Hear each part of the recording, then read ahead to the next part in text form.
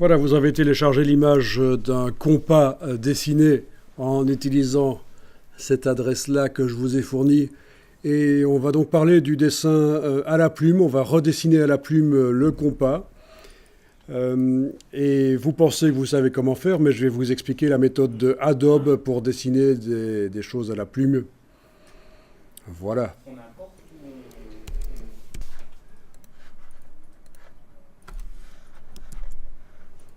Donc dans Illustrator, faites un nouveau document dans lequel vous importez le dessin. Donc fichier importé.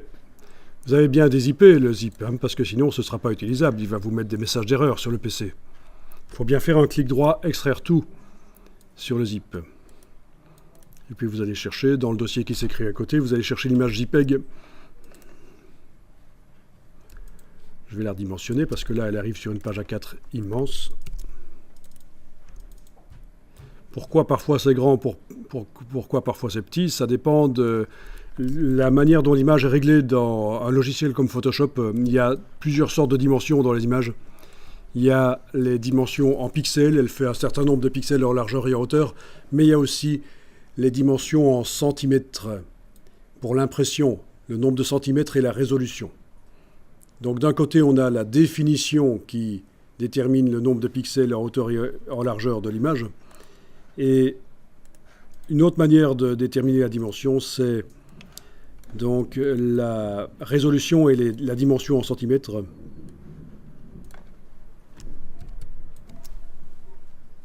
Ici, c'est une image de 1920 sur 1920 pixels. Je le vois dans la palette des liens quand je demande de déployer les informations. Par contre, les dimensions en centimètres n'apparaissent pas. Mais elles sont dans le fichier, elles sont dans Photoshop. C'est pour ça que ça arrive parfois très grand. Alors voilà, vous connaissez le système. Je sais que vous connaissez le système de rendre ce calque, le transformer en un calque modèle. Mais c'est ce que vous allez faire ici. Vous allez transformer ça en un calque modèle en double-cliquant sur le calque 1 et en cochant l'option modèle.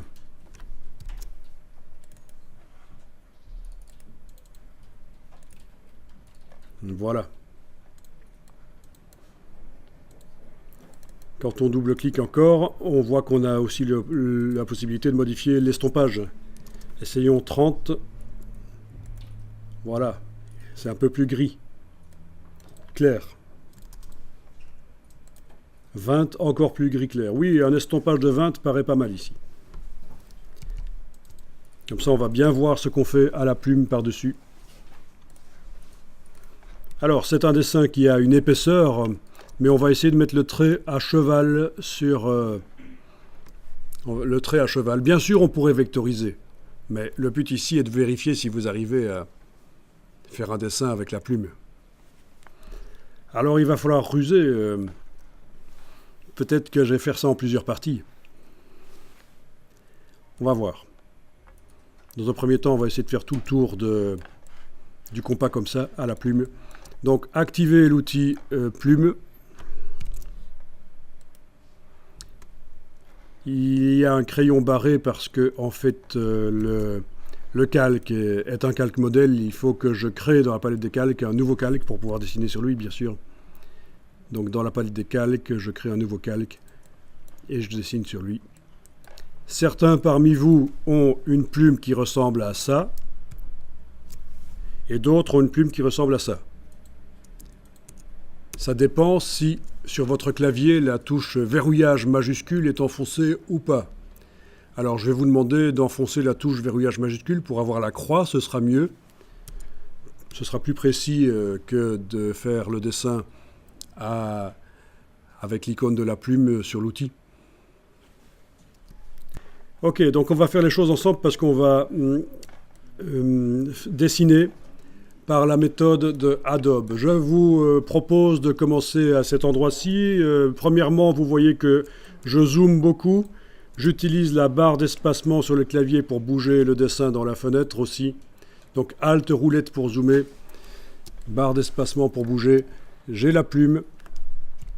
Alors il est possible que pendant que je dessine à la plume, je vais avoir besoin de la flèche blanche pour bouger les points. Il faut savoir que j'ai intérêt à maintenant Avant de dessiner à la plume, j'ai intérêt à enclencher la flèche blanche et puis venir avec la plume. Parce que le raccourci CTRL, commande sur le Mac, CTRL sur le PC, amène la dernière flèche utilisée. Donc pendant que je dessine à la plume, je vais peut-être utiliser la flèche blanche, mais je ne vais pas l'enclencher dans la palette des outils. Je vais appeler la dernière flèche que j'ai utilisée avec la touche CTRL sur le PC ou commande sur le Mac. Alors on y va. Vous allez faire un clic pour mettre un point. Et évidemment sans bouger, sans enfoncer la souris, vous allez remonter là au-dessus.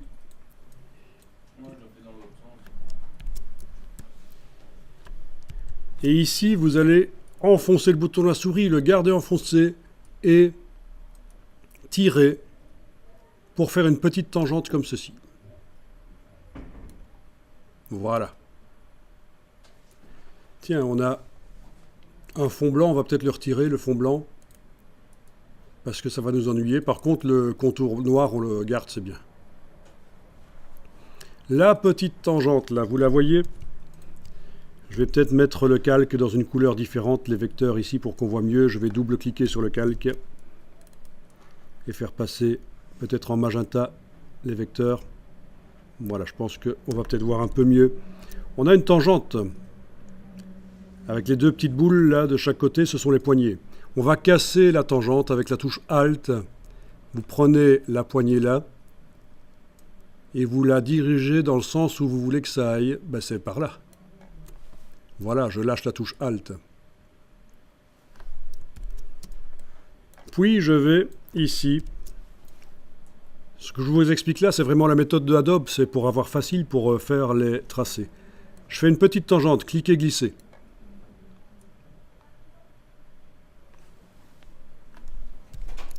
Puis j'enfonce la touche CTRL et je vais bouger la poignée ici. D'accord? Pour que ça corresponde à la courbe que je dois dessiner. Voilà.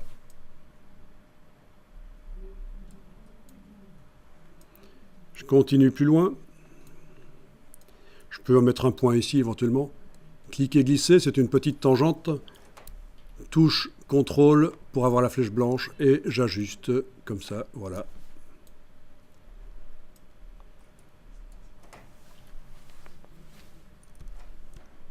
Donc ça, c'est ce qu'on appelle la méthode de la micro-tangente, qui vous permet de faire facilement des courbes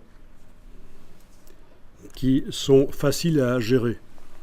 Alors, je viens ici, cliquer, glisser, petite tangente, touche CTRL, j'ajuste la courbe avec la moitié de tangente là. Et là, je vais casser la tangente avec la touche Alt. Je la redirige dans le sens où je vais continuer le boulot. Et voilà, la suite, c'est toujours comme ça. Je vous montre rapidement, n'essayez pas de le faire en même temps, je vais aller vite, mais je vais commenter à chaque fois.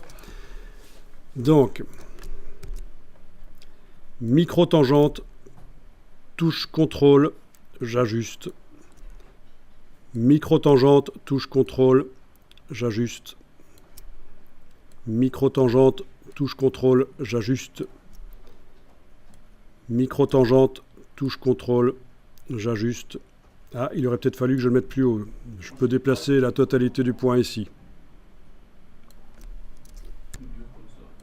On a un petit problème, il y a les repères commentés qui nous empêchent de placer les points là où on veut. Je vais aller les désactiver.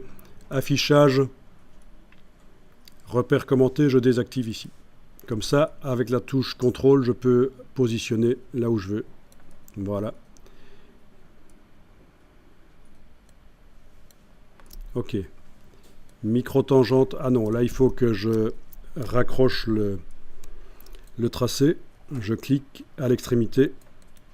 Ok, puis je vais cliquer ici pour faire une micro-tangente, cliquer, glisser. Touche Alt pour rediriger. Toujours touche CTRL pour ajuster. Voilà. Micro-tangente. Touche CTRL, ajuster. Enfin, vous avez compris le principe.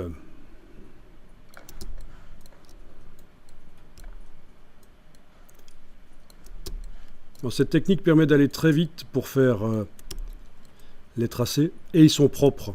Ils ne sont pas grumeleux.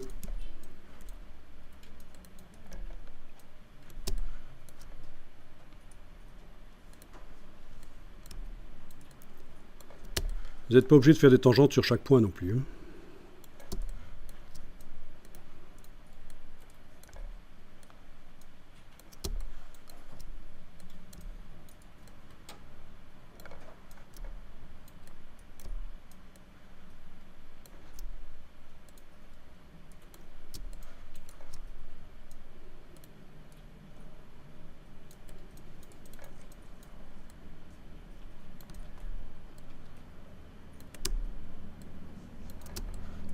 Ok, on va pas faire le tour, vous avez compris le principe, hein. Je pense que ça va, on va pouvoir s'attaquer à plus difficile. Parce que là, c'était encore un peu facile quand même.